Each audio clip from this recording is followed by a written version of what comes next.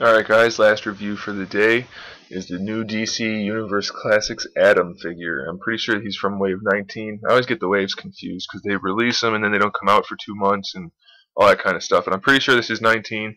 Comes with the stripe pieces, the head and the groin or crotch or whatever you want to call that piece, lower torso. And this is him. This is Atom, or the Atom, however you want to call it. Not a bad figure. I wasn't too psyched about getting him, but I already had a Hawkman. And they put this guy out, so I figured I might as well pick him up. Pretty detailed figure, actually. He's got some sculpted belt buckles on his wrists and his torso. Painted nicely, sculpted nicely. The leather parts have like a dry brushing on them to give you some sense of texture. So it's pretty good. The red stripes on his chest are painted nice and evenly. No bleed or anything like that, so it's really cool there. He's got some nice shading in the yellows, a little bit of light orange shading there. I like that. No shading in the cape really, but I don't mind. It still looks pretty good. The face, no shading, just the plain old white eyes with the black outline. But that's good enough. That's what he's supposed to look like, so it's fine with me.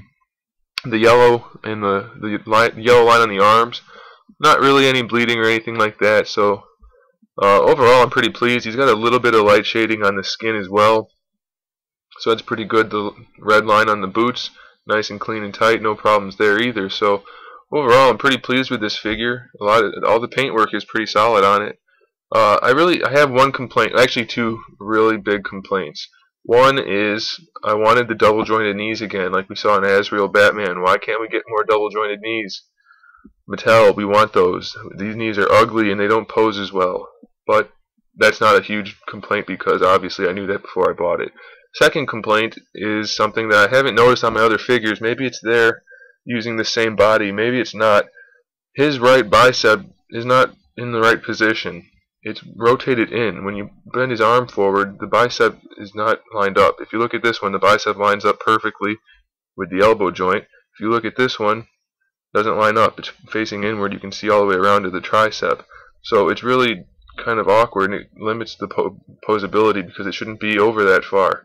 If you put it square like this one, this arm is coming out straight. This arm's coming out to the side because the bicep is crooked. Or bicep. There's no T in bicep. It's crooked. So I don't really get why that's like that. Maybe it was just a manufacturing error. Maybe I just never noticed it on this buck before. But it's just kind of a bummer. I don't know why it's like that. Not a big deal, of course, but it is something to mention. It is on the heavier body. It's not the narrower one. This is the same body as Owlman, I believe, so it's a little heavier, a little thicker, a little more muscly, so that's a nice touch too.